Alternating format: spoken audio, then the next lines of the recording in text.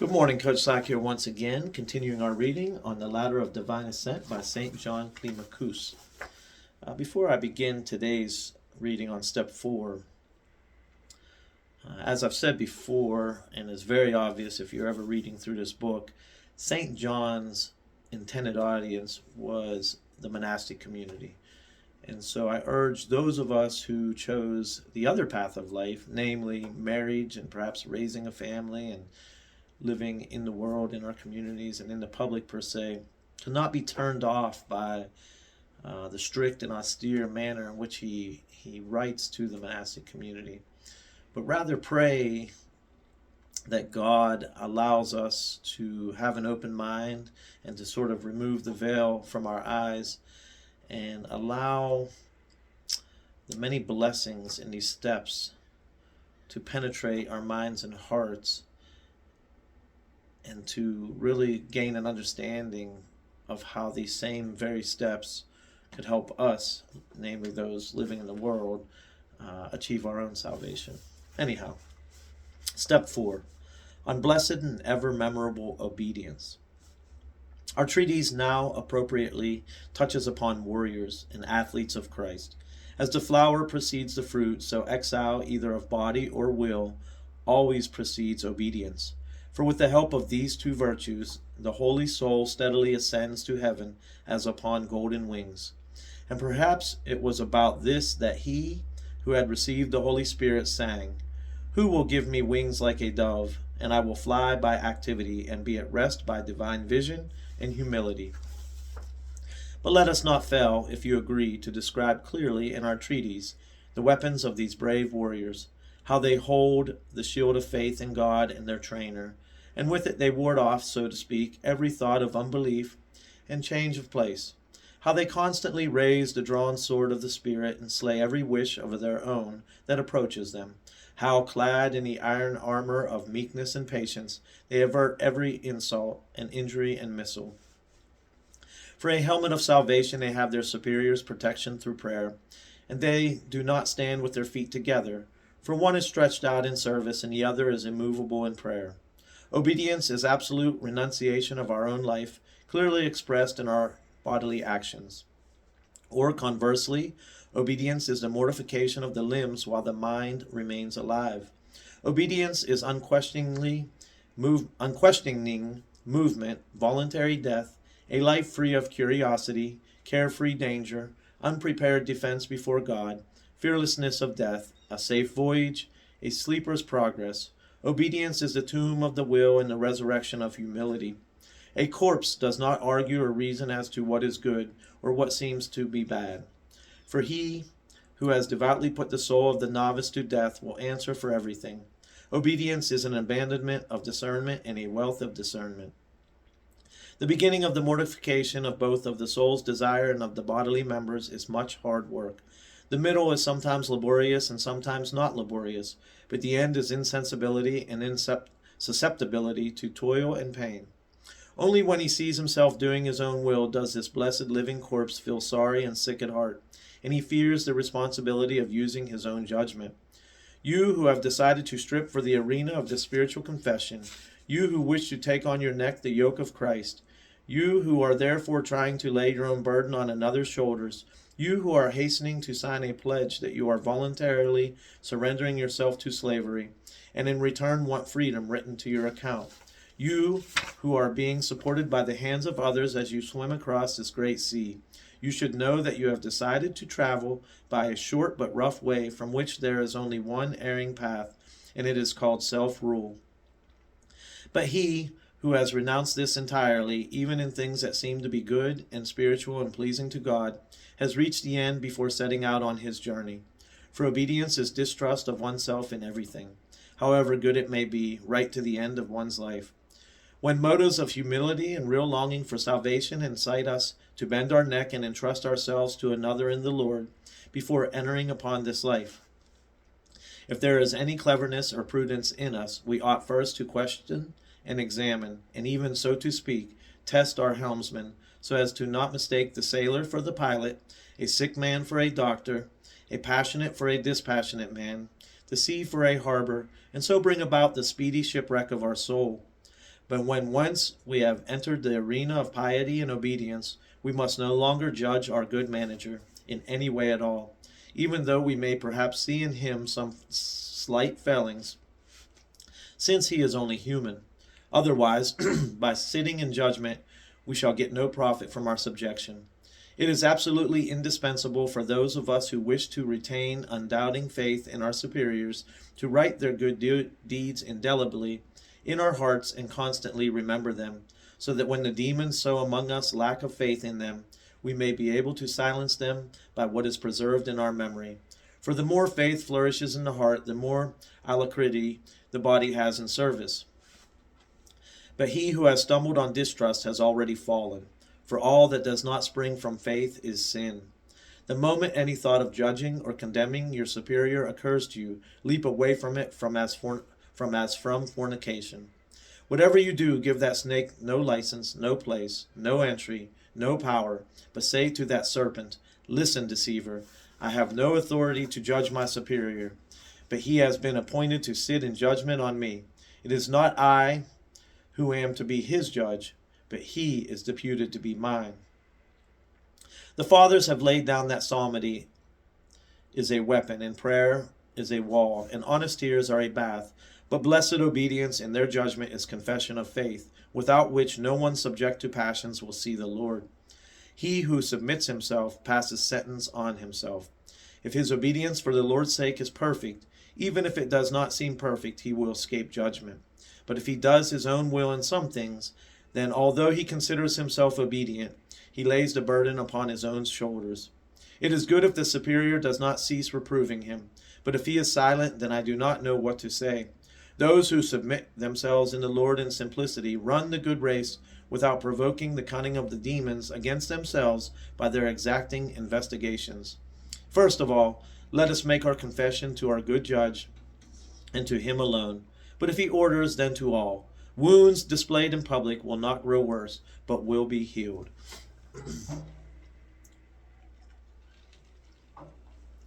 About a thief who repented. Terrible indeed was the judgment of a good judge and shepherd, which I once saw in a monastery. For while I was there, it happened that a thief sought for admission to the monastic life, and that most excellent pastor and physician ordered him to take 7 days of complete rest, just to see the kind of life in the place. When the week had passed, the pastor called him and asked him privately, "Would you like to live with us?" And when he saw that he agreed to do this with all sincerity, he then asked him what evil he had done in the world. And when he saw he readily confessed everything, he tried him still further and said, "I want to tell you this in the presence of all the brethren." And he really did hate his sin, and scorning all shame, without the least hesitation, he promised to do it. "And if you like," he said, "I will tell it in the middle of the city of Alexandria."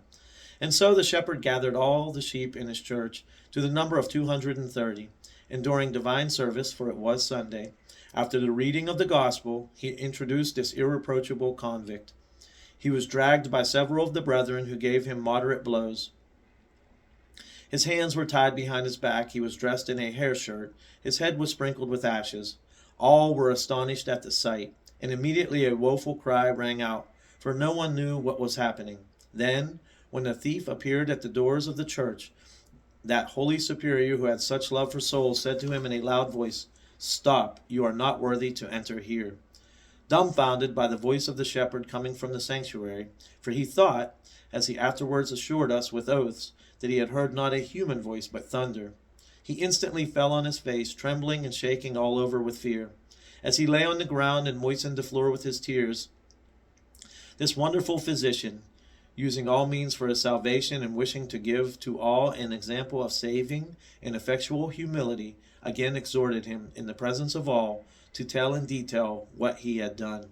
And with terror he confessed, one after another, all his sins, which revolted every ear, not only sins of the flesh, natural and unnatural, with rational beings and with animals, but every poisoning, murder, and many others, which it is not lawful to hear or commit to writing.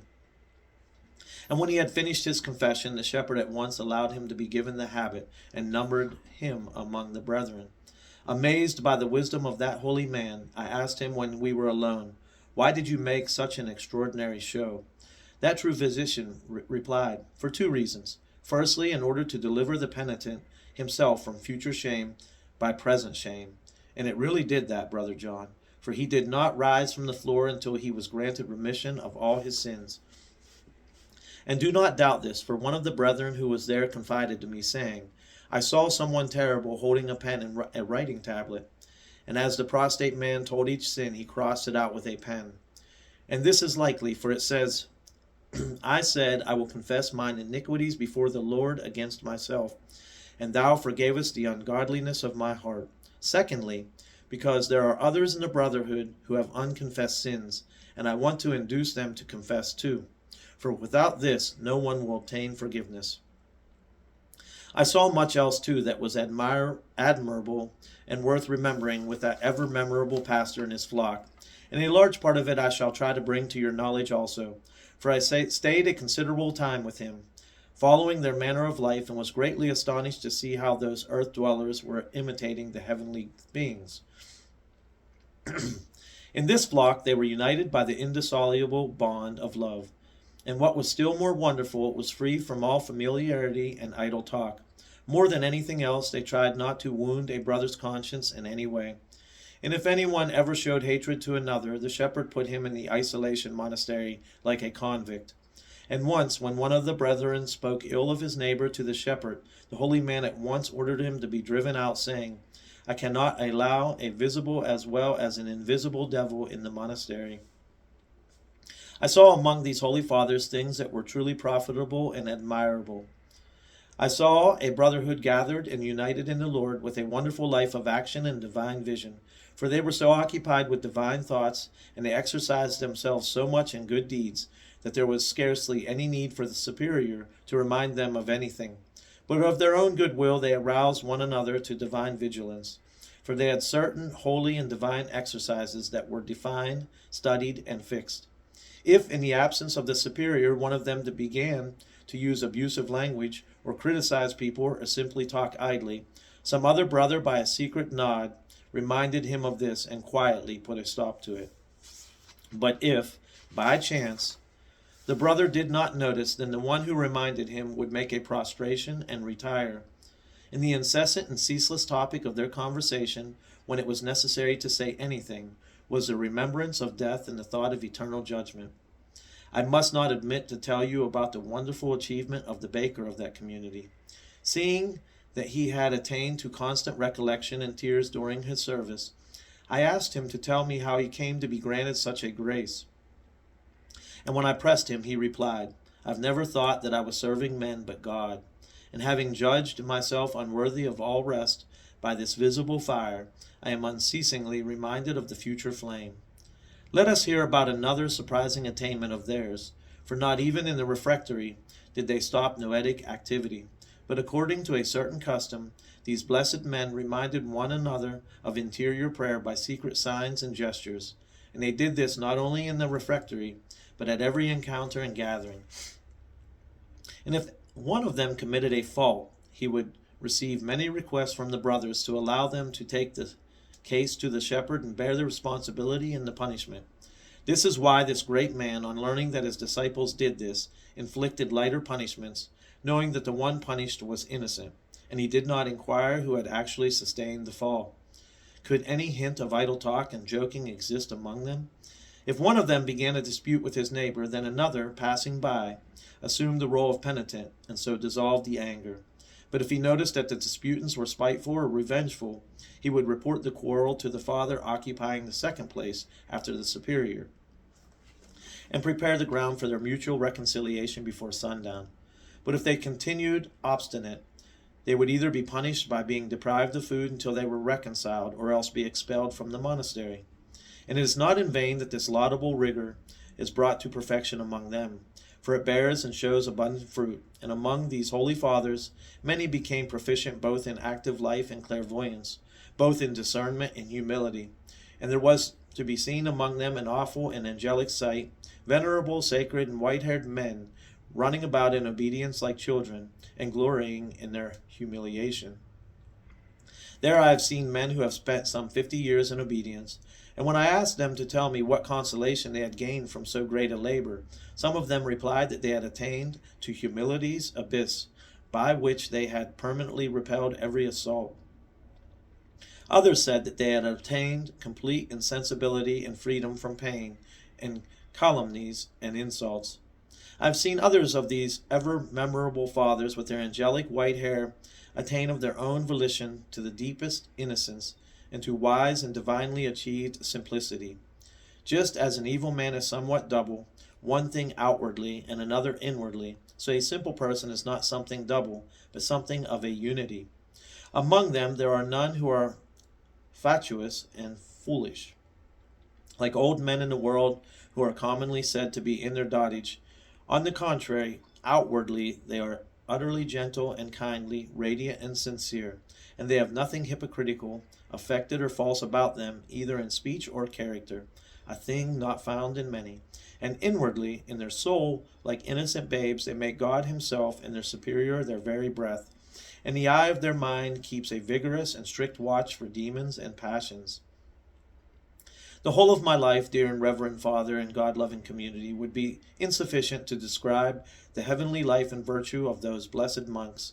But yet it is better to adorn our treatise and rouse you to zeal in the love of God by their most laborious struggles than by my own paltry counsels. For without any contradiction, the less is adorned by the better. Only this I ask, that you should not imagine that we are inventing what we write, for such a suspicion would detract from its value. But let us continue again what we were saying before.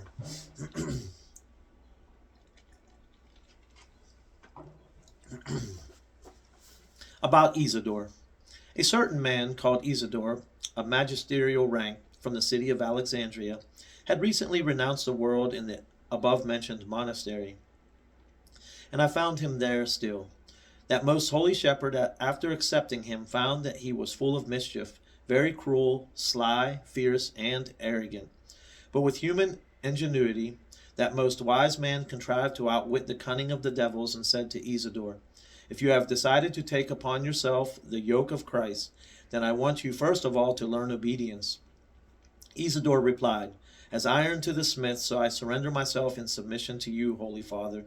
The great father, making use of this comparison, at once gave exercise to the iron Isidore, and said, "I truly want you, brother, to stand at the gate of the monastery, and to make a prostration to everyone coming in or going out, and to say, 'Pray for me, Father, I am an epileptic.'"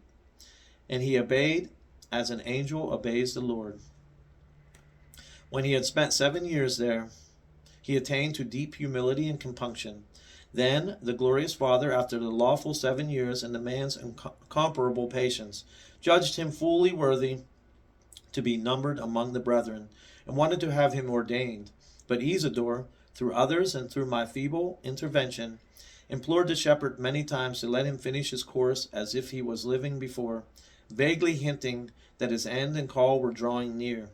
And that was actually the case. For when his director had allowed him to remain as he was, 10 days later, in the state, he passed gloriously to the Lord.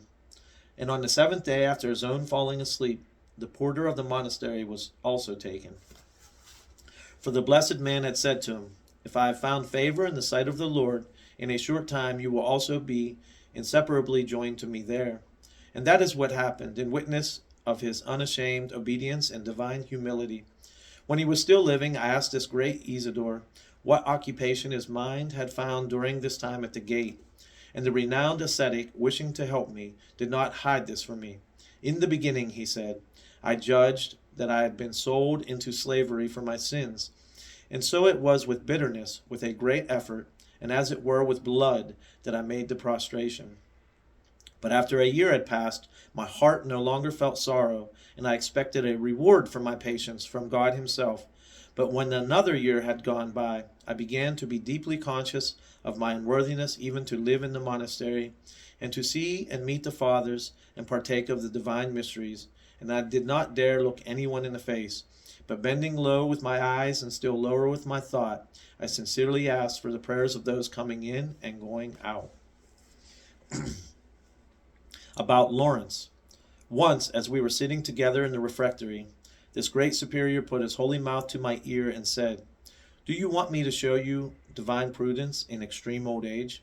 And when I begged him to do so, the righteous man called from the second table one named Lawrence, who had been in the community about 48 years, and was second priest in the monastery.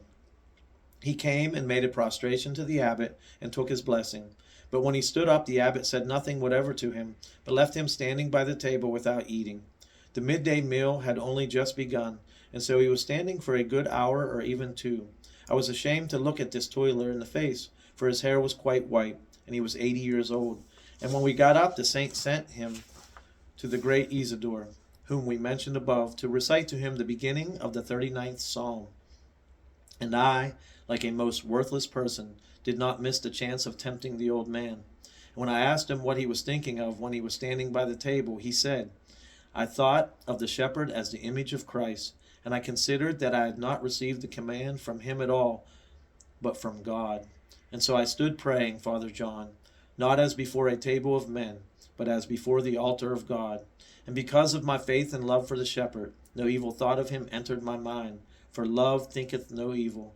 But know this, Father, that if anyone surrenders himself to simplicity and voluntary innocence, then he no longer gives the devil either time or place to attack him." About the steward. God sent that just Savior of spiritual sheep under God another exactly like himself to be the steward of the monastery. For he was chaste and temperate as no one else, and meek as very few are. Once the great elder, for the edification of others, pretended to get angry with him in church, and ordered him to be sent out before the time. Knowing that he was innocent of what the pastor accused him, when we were alone I began to plead the cause of the steward before the great man. But the wise director said, "And I too know, Father, that he is not guilty. But just as it would be a pity and wrong to snatch bread from the mouth of a starving child, so too the director of souls does harm both to himself and to the ascetic, if he does not give him frequent opportunities to obtain crowns such as the superior considers he merits at every hour by bearing insults, dishonor, contempt, or mockery. For three very serious wrongs are done. First, the director himself is deprived of the rewards which he would receive for corrections and punishments.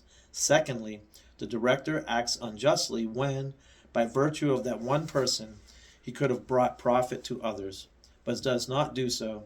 And thirdly, the most serious harm is that often the very people who seem to be most hard-working and patient, if I left for a time without blame or reproach from the superior, as people confirmed in virtue, lose the meekness and patience they previously had. For even land that is good and fruitful and fertile, if left without the water of dishonor, can revert to forest and produce the thorns of vanity, cowardice, and audacity. Knowing this, that great apostle sent word to Timothy, "Be insistent, reprove, rebuke them in season and out of season." I disputed the matter with that true director, and reminded him of the infirmity of our race, and that the undeserved, or perhaps not undeserved, punishment may make many break away from the flock. Again, that temple of wisdom said, "A soul attached to the shepherd with love and faith for Christ's sake will not leave him, even if it were at the price of his blood, and especially if he has received through him the healing of his wounds. For he remembers him who says, 'Neither angels, nor principalities, nor powers, nor any other creature can separate us from the love of Christ.' But if the soul is not attached, bound, and devoted to the shepherd in this way, then I wonder if such a man is not living in this place in vain. For he is united to the shepherd by hypocritical and false obedience. And truly this great man is not deceived, but he has directed, led to perfection, and offered to Christ unblemished lambs." About Abba Cyrus. Let us hear and wonder at the wisdom of God found in earthen vessels. When I was in the same monastery, I was amazed at the faith and patience of the novices, and how they bore rebukes and insults from the superior with invincible fortitude, and sometimes even expulsion, and endured this not only from the superior, but even from those far below him. For my spiritual edification, I questioned one of the brothers called Abba Cyrus, who had lived 15 years in the monastery. For I saw that almost all greatly maltreated him, and those who served drove him out of the refectory almost every day because the brother was by nature just a little too talkative. And I said to him, Brother Abasiris, why do I see you being driven out of the refectory every day, and often going to bed without supper? He replied, Believe me, Father, my fathers are testing me to see whether I am really a monk, for they are not doing this in real earnest, and knowing the great man's aim and theirs, I bear all this without becoming downcast, and I have done so now for 15 years. For on my entry into the monastery, they themselves told me that those who renounce the world are tested for 30 years. And rightly, Father John, for without trial, gold is not purified. This heroic Abasiris lived in the monastery for 2 years after my coming there, and then passed to the Lord. Just before his death, he said to the fathers, I am thankful to the Lord and to you, for having been tempted by you for my salvation. I have lived for 17 years without temptations from devils. The just shepherd duly rewarded him and ordered him, as a confessor, to be buried with the local saints.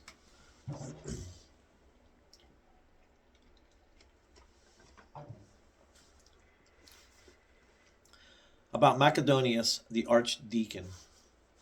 I should be quite unjust to all enthusiasts for perfection if I were to bury in the tomb of silence the achievement and reward of Macedonius, the first of the deacons there. This man, so devoted to the Lord, just before the feast of the Holy Theophany, actually 2 days before, once begged the pastor for permission to go to Alexandria for a certain personal need of his, promising to return from the city as soon as possible for the approaching festival and the preparation for it. But the devil, the hater of good, hindered the archdeacon, and though released by the abbot, he did not return to the monastery for the holy feast at the time appointed by the superior. On his returning a day late, the pastor deposed him from the diaconate and put him in the rank of lowest novices. But that good deacon of patience and archdeacon of endurance accepted the father's decision as calmly as if another had been punished and not himself. And when he had spent 40 days in that state, the wise pastor raised him again to his own rank. But scarcely a day had passed before the archdeacon begged the pastor to leave him in his former discipline and dishonor, saying, I committed an unforgivable sin in the city. But knowing that Macedonius was telling him an untruth, and that he had sought punishment only for the sake of humility, the saint yielded to the good wish of the ascetic. Then, what a sight there was! An honored elder with white hair spending his days as a novice and sincerely begging everyone to pray for him. For, said he, I fell into the fornication of disobedience. But this great Macedonius in secret told me, lowly though I am, why he voluntarily pursued such a humiliating course of life. Never, he assured me, have I felt in myself such relief from every conflict and such sweetness of divine light as now. It is the property of angels, he continued, not to fall, and even, as some say, it is quite impossible for them to fall. It is the property of men to fall, and to rise again, as often as this may happen. But it is the property of devils, and devils alone, not to rise once they have fallen. Again, about this steward. The brother who was the steward of the monastery confided this to me. When I was young, he said, and was looking after cattle, I once had a very serious spiritual fall. But as it was never my habit to hide a snake in the hole of my heart, I caught it by the tail, and by the tail I mean the end of the business, and at once showed it to the physician. But with a smiling face he struck me lightly on the jaw and said to me, Go, child, and continue your work as before, without being afraid in the least. And accepting this with flaming faith, in the course of a few days I received the assurance of my healing, and continued my way with both joy and fear. Every kind of creature, as some say, has its differences, which distinguishes it from others. So, too, in the company of the brothers, there were differences both in success and disposition. When their physician noticed that some liked to display themselves before people of the world who were visiting the monastery, then in the presence of such visitors he subjected them to extreme insults and gave them the most humiliating tasks, so that they began to beat a hasty retreat, and the arrival of secular visitors proved to be their victory. Then an extraordinary spectacle presented itself, vanity chasing herself away and escaping from people. About Saint Minas. As the Lord did not wish to deprive me of the prayer of a holy father in the same monastery, a week before my departure, he took to himself a wonderful man called Minas, who occupied the second place after the superior, and had lived 59 years in the community, fulfilling all the various offices. On the third day after falling asleep of this holy man, when we had performed the customary rites over him, suddenly the whole place where the saint was resting was filled with fragrance. Then the great man allowed us to uncover the coffin in which he had been placed, and when this was done, we all saw that fragrant myrrh was flowing like two fountains from its precious feet. Then that teacher said to all, "Look, the sweat of his toils and labors has been offered as myrrh to God and truly accepted." The fathers of that place told us of many triumphs of this most saintly Minas, and amongst others the following. Once the superior wanted to test his God-given patience. In the evening, Minas came to the abbot's cell, and having prostrated before the abbot, asked him as usual to give him instruction. But the abbot left him lying on the ground to the hour of the office, and only then blessed him, and having rebuked him for being fond of self-display and for being impatient, he ordered him to get up. The holy man knew Minas would bear all of this courageously, and therefore he made this scene for the edification of all.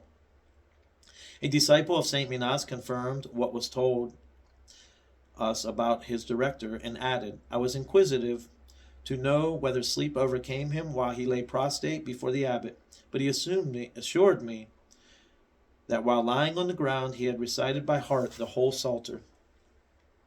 I must not fail to adorn the crown of this step with this emerald. Once I started a discussion on stillness with some of the most experienced elders in the community. With a smile on their faces and a jovial mood, they said to me in a friendly way, 'We, Father John, being material, live in a material life, preferring to wage war according to the measure of our weakness, and considering it better to struggle with men, who are sometimes fierce and sometimes repentant, than with demons, who are continually raging and up in arms against us.' One of the most ever memorable fathers, who had boldness of speech and great love for me according to God, once said to me kindly, 'If, wise man, you have within you the power of him who said, I can do all things through Christ, which strengthens me. If the Holy Spirit has descended upon you with the dew of purity, as upon the Holy Virgin, if the power of the Most High has overshadowed you with patience, then like the man, Christ our God, gird your loins with the towel of obedience, and having risen from the supper of stillness, wash the feet of your brethren in a spirit of contrition. Or rather, roll yourself under the feet of the community in spiritual self-abasement. At the gate of your heart place strict and unsleeping guards. Restrain your unrestrainable mind with your active body. Amidst the actions and movements of your limbs, practice noetic stillness. And most paradoxical of all, in the midst of commotion, be unmoved in soul. Curb your tongue, which rages to leap into arguments. 70 times 7 in a day, wrestle with this tyrant. Fix your mind to your soul as to the wood of a cross, to be struck like an anvil with blow upon blow of the hammers, to be mocked, abused, ridiculed, and wronged, without being in the least crushed or broken, but continuing to be quite calm and immovable. Shed your own will as a garment of shame, and thus, stripped of it, enter the practiced ground. Array yourself in the rarely acquired breastplate of faith, not crushed or wounded by distrust towards your spiritual trainer. Check with the rein of temperance the sense of touch that leaps forward shamelessly. By meditation on death, bridle your eyes, which are ready to waste hour after hour looking at physical grandeur and beauty. Still your mind, over busy with its private concerns, thoughtlessly prone to criticize and condemn your brother, by the practical means of showing your neighbor all love and sympathy. By this shall all men truly know, dearest Father, that we are disciples of Christ, if, while living together, we have love one for another. Come, come, said this good friend, come and dwell with us, and for living water drink derision at every hour. For David, having tried every pleasure under heaven, last of all said in bewilderment, Behold now, what is so good or so joyous as for brethren to dwell together in unity? But if we have not yet been granted this good, that is, such patience and obedience, then it is best for us, having at least discovered our weakness, to live apart far from this athletic list, and bless the combatants and pray that we may be granted patience. I was won over to the good arguments of this most excellent father and teacher, who disputed with me in an evangelical and prophetic manner, or rather as a friend, and without hesitation I agreed to give the honors to blessed obedience. And now, when I have noted yet another profitable virtue of these blessed fathers, which comes, as it were, from paradise, I shall then come back to my own unlovely and worthless bunch of thistles. The pastor noticed that some repeatedly carried on conversation when we were standing in prayer. Such people he stood for a whole week by the church and ordered them to make a prostration to everyone going in and out. And what was still more surprising, he did this even with the clergy, in fact, with the priests. Noticing that one of the brothers stood during the psalm singing, a more heartfelt feeling than many of the others, and that his movements and the changes of his face made it look as though he was talking to someone, especially at the beginning of the hymns, I asked him to explain what this habit of the blessed man meant.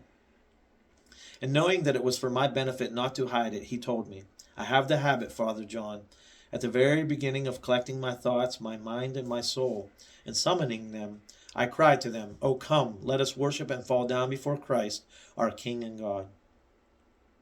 Having earnestly observed the activities of the brother in charge of the refectory, I saw that he always had in his belt a small book, and I learnt that he wrote his thoughts in it each day and showed them all to the shepherd. And I saw that not only he, but also very many of the brethren there did the same.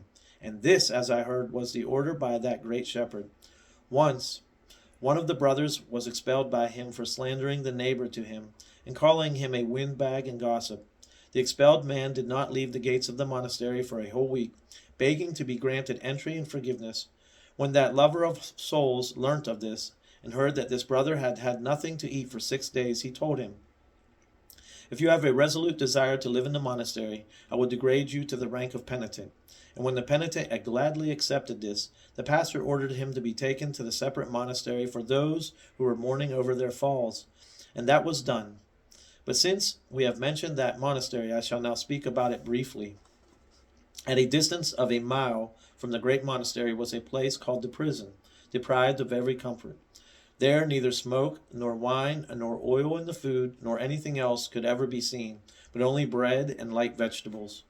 Here the pastor shut up without permission to go out those who fell into sin after entering the brotherhood, and not all together, but each in a separate and special cell, or at most in pairs. And he kept them there until the Lord gave him assurance of the amendment of each one. Over them he placed a sub-prior, a great man called Isaac, who required of those entrusted to him almost unceasing prayer. And to prevent despondency, they had a large quantity of palm leaves. Such is the life, such is the rule, such is the conduct of those who truly seek the face of the God of Jacob. To admire the labors of the saints is good, to emulate them wins salvation, but to wish suddenly to imitate their life in every point is unreasonable and impossible. When we are stung by rebukes, let us remember our sins until the Lord, seeing the force of our efforts, the efforts of those who do violence to themselves for his sake, wipes out our sins and transforms the sorrow that is gnawing at our heart into joy. For it is said, According to the multitude of the sorrows in my heart, thy consolations brought gladness into my soul. At the right time let us not forget him who said to the Lord, How great are the many and evil afflictions which thou hast showed unto me. Yet having returned, thou madest me to live, and out of the depths of the earth, after I had fallen, thou broughtest me up.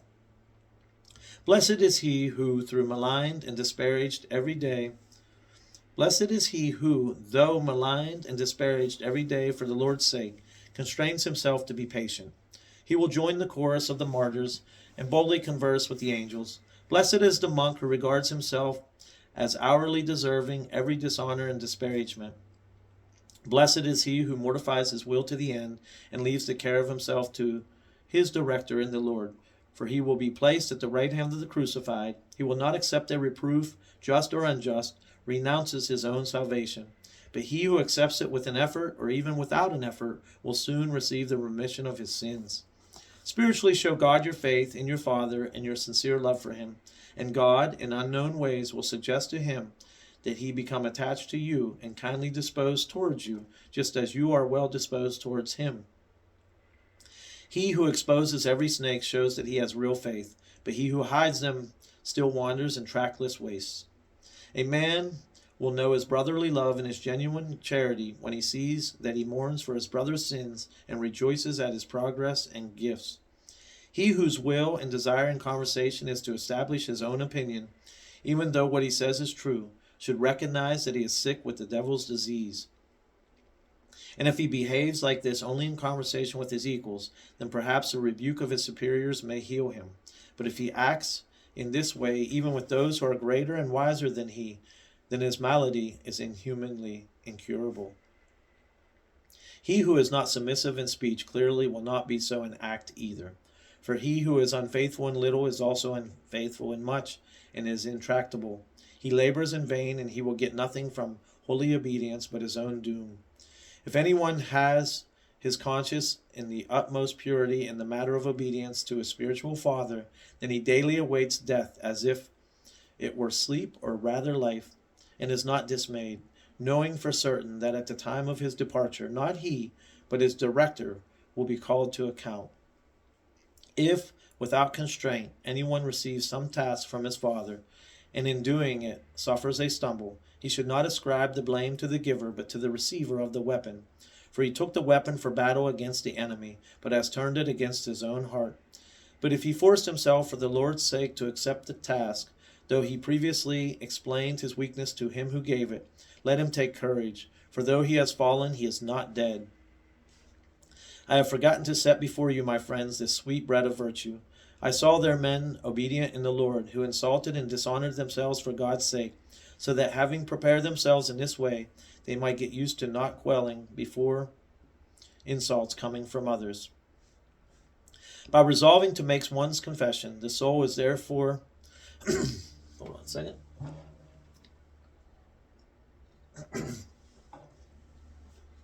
By resolving to make one's confession, the soul is thereby held from sinning as by a bridle. For what we do not confess, that we do fearlessly as though in the dark. When, in the absence of the superior, we imagine his face and think that he is always standing by us, and avoid every meeting or word or food or sleep or anything else that we think he would not like, then we have really learnt true obedience. Base-born children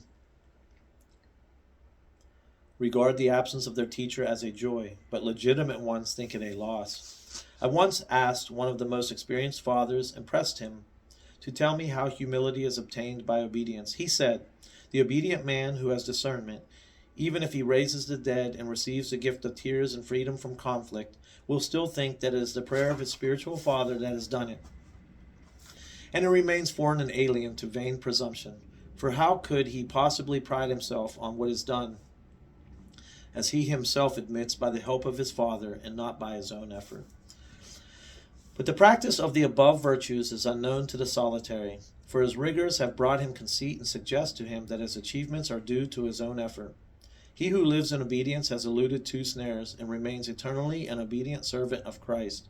The devil battles with those in obedience, sometimes to defile them with bodily pollutions and make them hard-hearted, and sometimes to make them more agitated than usual. At other times he makes them dry and barren, sluggish in prayer, drowsy and benighted, in order to tear them away from their struggle by making them think they have gained nothing by their obedience, but are only backsliding. For he does not allow them time to reflect that often the providential withdrawal of our imagined goods or blessings leads us to the deepest humility.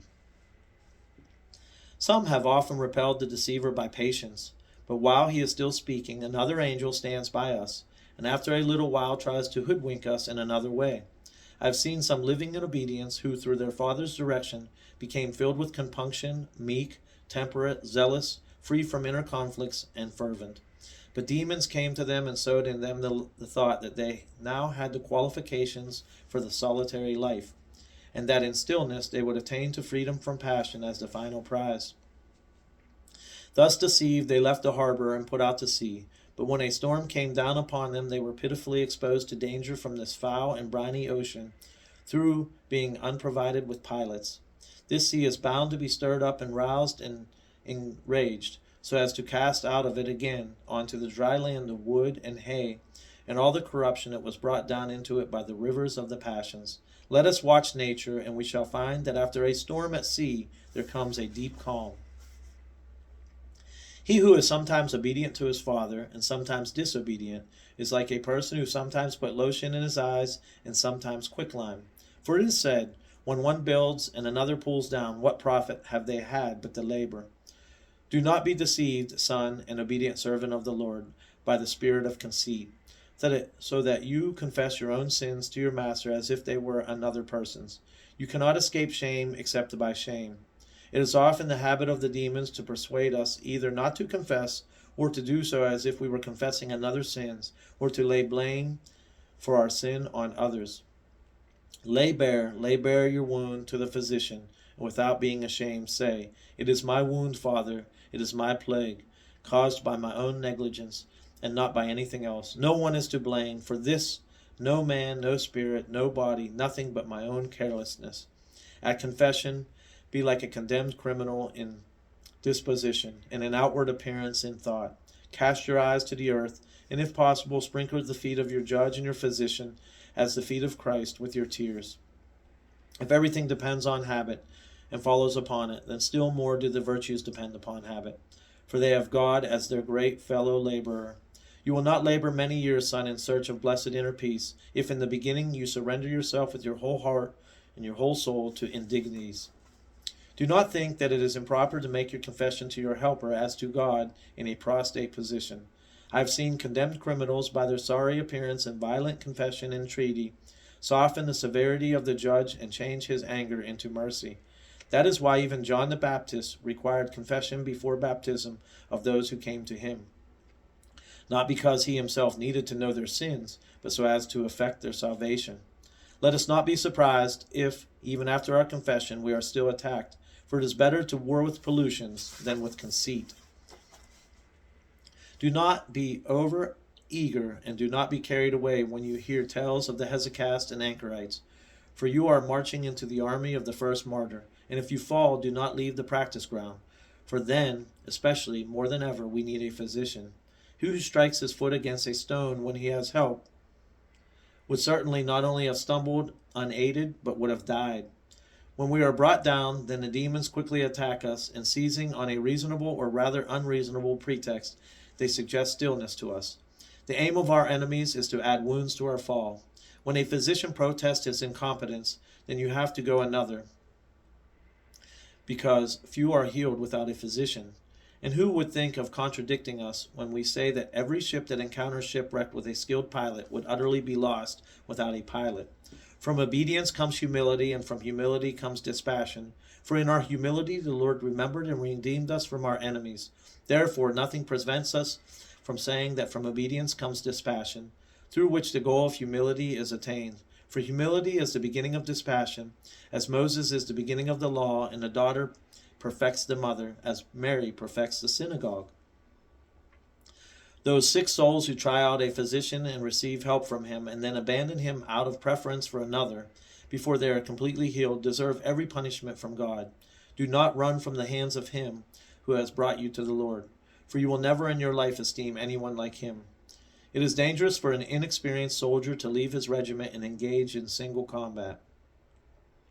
And it is not without peril for a monk to attempt stillness before he has had much experience and practice in a struggle with the passions of the soul. The one subjects his body to danger, the other risks his soul. Two are better than one, says Scripture. That is to say, it is better for a son to be with his father and to struggle with his proclivities with the help of a divine power of the Holy Spirit. He who deprives a blind man of his leader, a flock of its shepherd, a lost man of his guide, a child of his father, a patient of his doctor, a ship of his pilot, imperils all. And he who attempts unaided to struggle with the spirits is slain by them. Let those entering a hospital for the first time indicate their pains, and let those entering upon obedience show their humility. For the former, the first sign of their health is a relief of their pains, and for the latter, a growing self-condemnation, and there is no other sign so unerring. Let your conscience be the mirror of your obedience, and it is enough.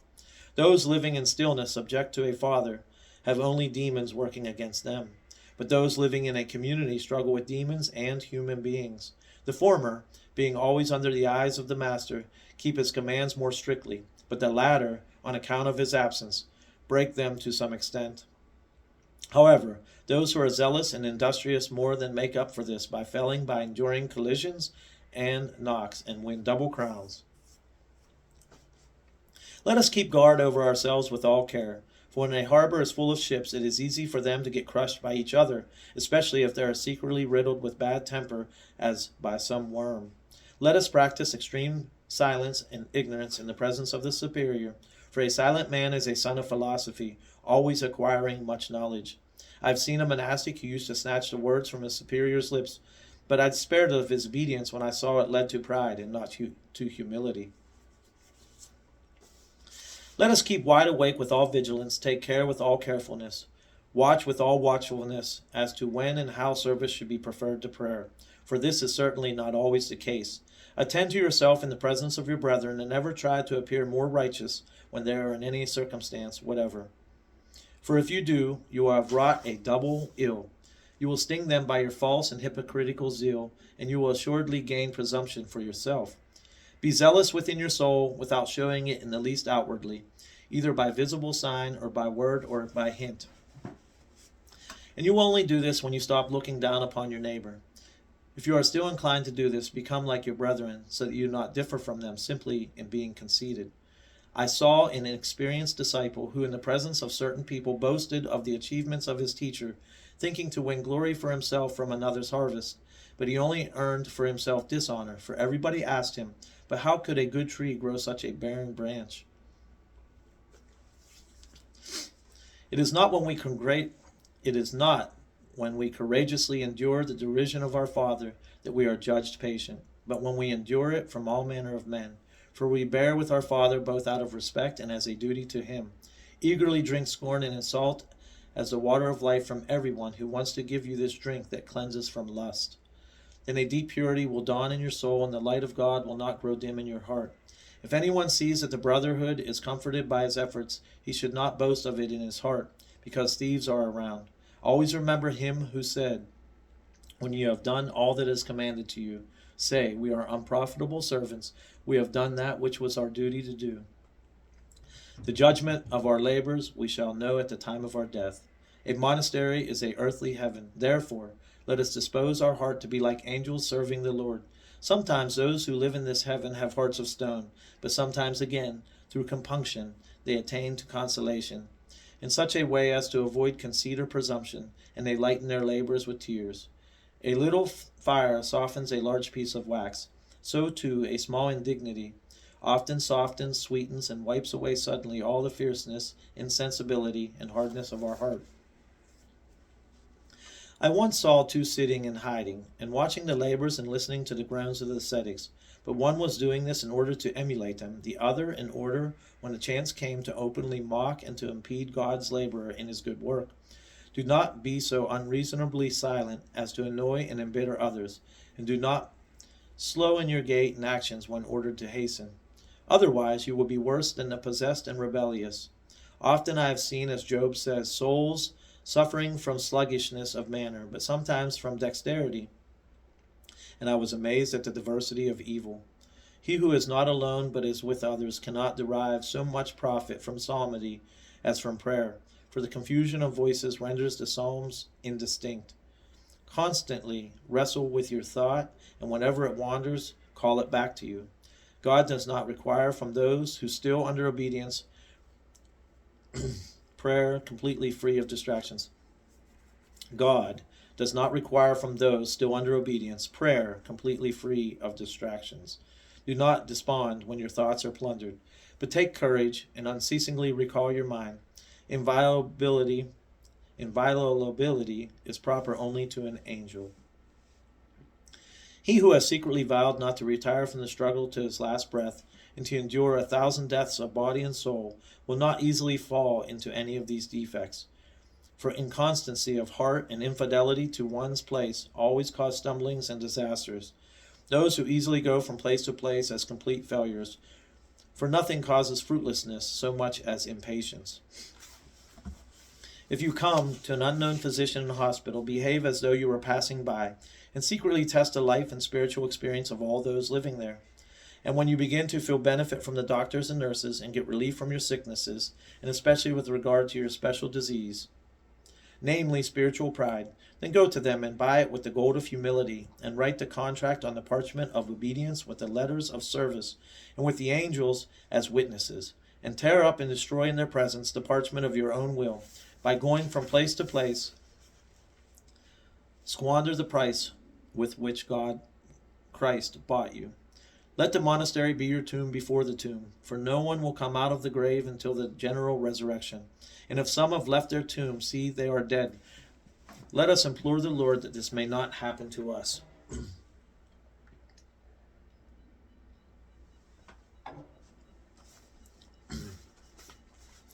When the senses find the orders heavy, the more lazy decide that they would prefer to devote themselves to prayer. And when they find they are ordered to do something easy, they run from prayer as if from fire. Some undertake a particular duty, but for a brother's peace of mind, at his request, they leave it. And some leave their work through laziness, and some do not leave it out of vainglory, and some do not leave it out of zeal. If you have bound yourself by obligations, and perceive that the eye of your soul is not becoming lucid, do not request leave to quit. The proven are proven everywhere, and the reverse is equally true. In the world, slander has caused many separations, but in communities, gluttony produces every fall and disobedience. If you rule over your mistress, i.e., your stomach, every place of residence will give you dispassion. But if she rules over you, then outside the tomb you will be in danger everywhere. The Lord who makes wise the blind opens the eyes of the obedient to the virtues of their guide, and he blinds them to his defects. But the hater of good does the opposite. Let us find in what is called quicksilver an image of perfect obedience, for though we roll it under any material, it will mix with no defilament. Let the zealous be particularly attentive to ourselves, lest by condemning the careless, they themselves incur worse condemnation. And I think the reason why Lot was justified was because, though living among such people, he never seems to have condemned them. At all times, but most of all during hymnody, let us be still and undistracted. For by distractions the demons aim to bring our prayer to nothing. A servant of the Lord is he who in body stands before men, but in mind knocks in heaven with prayer. Insults, humiliations, and similar things are like the bitterness of wormwood to the soul of a novice, while praises, honors, and approbation are like honey, and give birth to all manner of sweetness and pleasure lovers. But let us look at the nature of each. Wormwood purifies all interior filth, while honey increases gall. Let us trust with firm confidence those who have taken upon themselves the care of us in the Lord, even though they order something apparently contrary and opposed to our salvation. For it is then that our faith in them is tested as in a furnace of humiliation. For it is a sign of the truest faith if we obey our superiors without any hesitation, even when we see the opposite of what we had hoped for happening. From obedience comes humility, as we have said earlier. From humility comes discernment, as the great Cassian has said, with beautiful and sublime philosophy in his chapter on discernment. From discernment comes clairvoyance, and from clairvoyance comes foreknowledge. And who would not run this fair course of obedience, seeing such blessings in store for him? It was of this great virtue of obedience that the great psalmist said, Thou hast in thy goodness prepared for the poor, obedient soul, O God, thy presence in his heart. Throughout your life, remember that great athlete who for 18 whole years never heard with his outward ears his superiors say the words, May you be saved, but inwardly heard daily from the Lord, not merely, May you be saved, which is an uncertain wish, but you are saved, which is definite and sure. Some living in obedience on noticing the condescension and indulgence of the superior, asked his permission to follow their own desires, but let them know that when they obtain this, they completely deprive themselves of the confessor's crown, for obedience is entirely foreign to hypocrisy and of one's own will. There was the man who received an order, but on seeing the intention of the person who gave it, namely, that the fulfillment of the order would not give him pleasure, asked to be excused, and another saw this, but unhesitatingly obeyed. The question is, which of them acted more piously? It is impossible that the devil should act contrary to his own will. Let those living a heedless life, whether persevering in one solitary place or in a community, convince you of this. Let the temptation to retire from our place to be proof for us that our life is there pleasing to God. For being warred against is a sign that we are making war.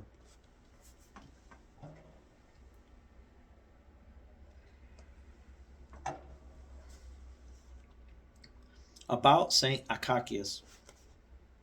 I will not be silent about something which is not right to leave in silence, lest I should inhumanly keep to myself what ought to be made known.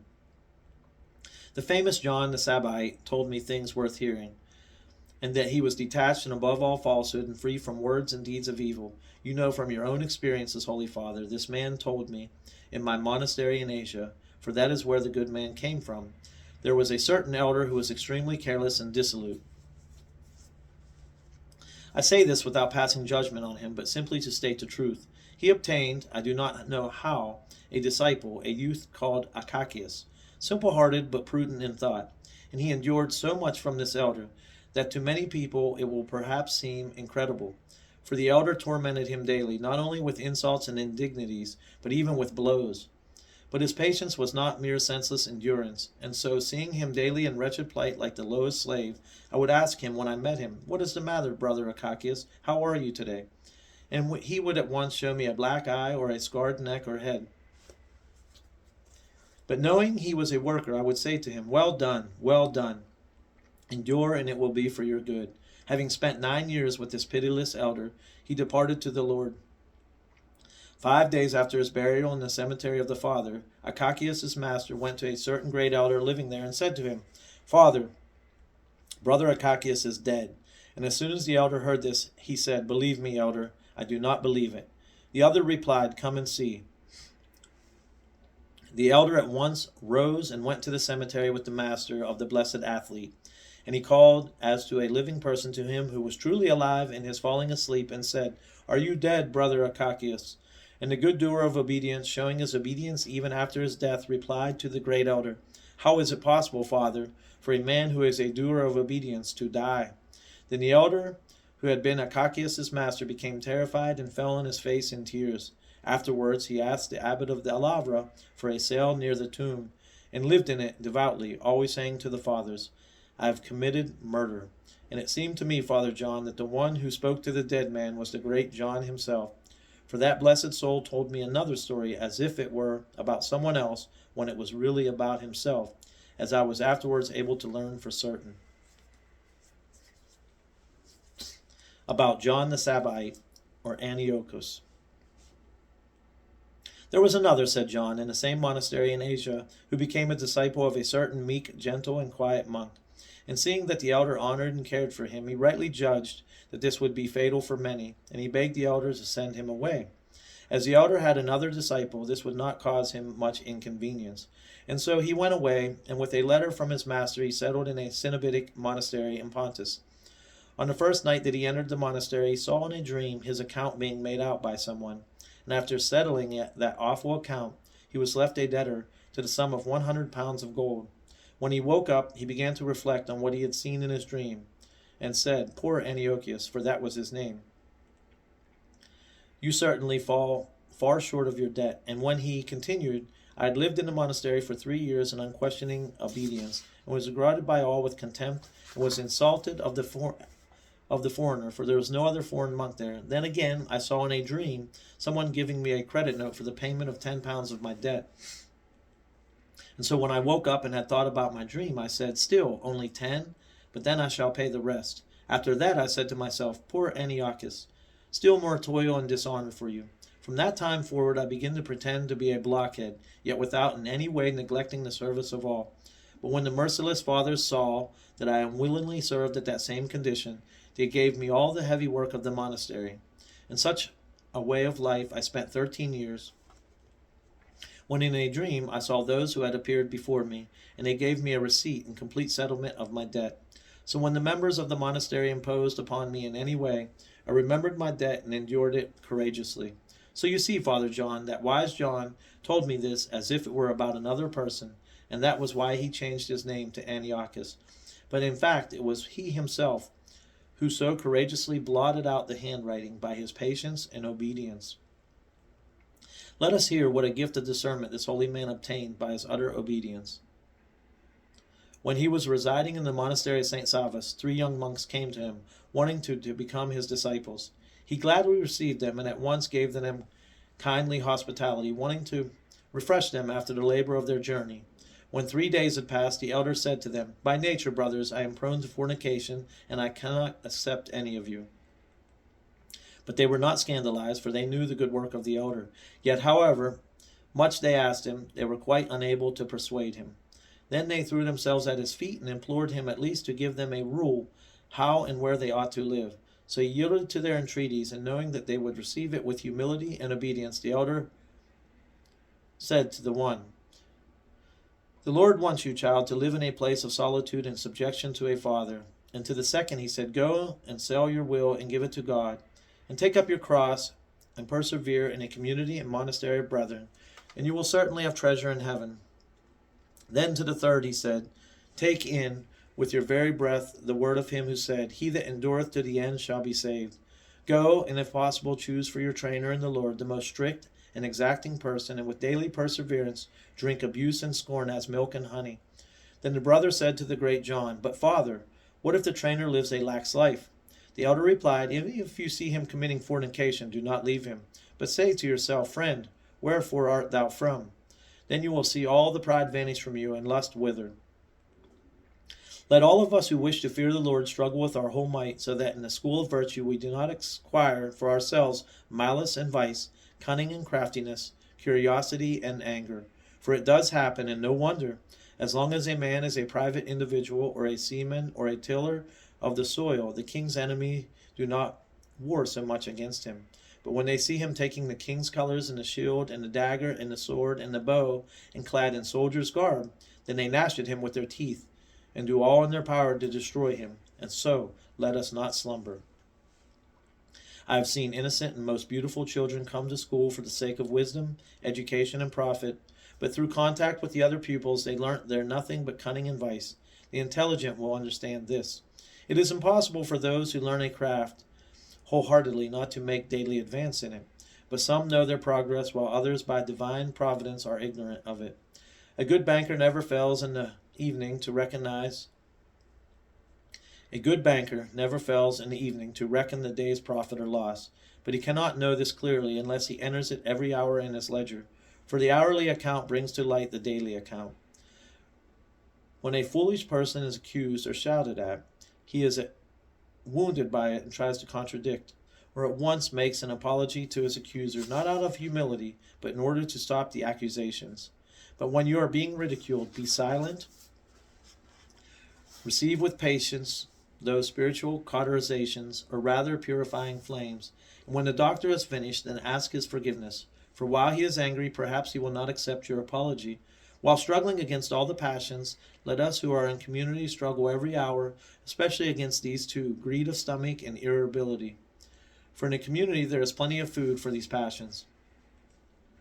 The devil suggests to those living in obedience the desire for impossible virtues. Similarly, to those living in stillness he proposes unsuitable ideas. Scan the mind of inexperienced novices, and you will find deluded notions, a desire for stillness, for strictest fast, for uninterrupted prayer, for absolute freedom from vanity, for unbroken remembrance of death, for continual compunction, for perfect freedom from anger, for deep silence, for surpassing purity.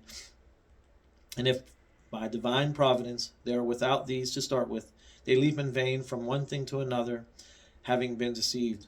For the enemy urges them to seek these perfections prematurely, so that they may not persevere and attain to them in due course. But to those living in stillness, the deceiver extols hospitality, service, brotherly love, community life, visiting the sick. The devil's aim is to make the latter as impatient as the former. Only a few, and it is true what I say, can live in stillness. In fact, only they who have attained divine consolation for encouragement in their labors and divine cooperation in their struggles. Let us judge the nature of our passions and of our obedience, and choose our spiritual father accordingly. If you are prone to lust, do not select as your trainer a wonder worker who is ready for everyone with welcome and a meal, but rather an ascetic who will hear of no consolation in food. If you are haughty, then let him be stern and unyielding, and not meek and kindly. Let us not seek those who have the gift of foreknowledge and foresight, but rather those who are unquestionably humble and whose character and place of residence corresponds to their maladies. And after the example of the above-mentioned righteous Abasiris, adopt this good habit, so conducive to obedience, of always thinking that the superior is testing you, and you will certainly never go wide of the mark. If your director constantly rebukes you, and you thereby obtain great faith and love for him, then know that the Holy Spirit has invisibly made his abode in you, and the power of the Most High has overshadowed you. But do not boast or rejoice when you bear insults and indignities courageously, but rather mourn that you have done something meriting rebuke and incensed the soul of your director against you. Do not be surprised at what I am going to say, for I have Moses to support me. It is better to sin against God than against our Father, for when we anger God, our director can reconcile us. But when he is incensed against us, we no longer have anyone to make propitiation for us. But it seems to me that both cases amount to the same thing. Let us look carefully and distinguish and keep alert as to when we ought to endure thankfully and silently accusations made by our pastor, and when we ought to reassure him. It seems to me that in all cases when indignity is offered to us, we should be silent, for it is our moment of profit. But in those cases where another person is involved, we should put up a defense so as to maintain the link of love and peace unbroken. Those who have leapt out of obedience will tell you of its value, for it is only then that they fully realize the heaven in which they have been living. He who is running towards this passion in God regards as a great loss any day in which he is not reviled. Just as trees swayed by the winds drive their roots deeply into the earth, so those who live in obedience get strong and unshakable souls. He who has come to know his weakness by living in stillness has then changed his place and sold himself to obedience, though he is blind, gazes towards Christ without difficulty. Keep at it, brother athletes, and I will say it again. Keep running as you hear wisdom crying of you. As gold in the furnace, or rather in the community, the Lord has tried them, and as a whole burnt offering has he received them into his bosom. To him belongs the glory and eternal dominion, with the unoriginate Father and with the Holy and adorable Spirit. Amen. This step is equal in number to the evangelist. Athlete, keep running fearlessly. Wow. So I knew that was a long step, so I've read it before several times. But in reading it out loud, I come to the realization of a couple things. Number one, it's probably the longest I've ever read out loud in continuous time. And second, like how often my mind wanders. When you would hear me stumbling over words or kind of losing my place or having to repeat a sentence, it was my mind being distracted to some thoughts or to some other place, not being present, either thinking about something in the past or maybe thinking about something in the future. And that was kind of an amazing discovery of mine. Anyhow, in the name of the Father, Son, and Holy Spirit, amen.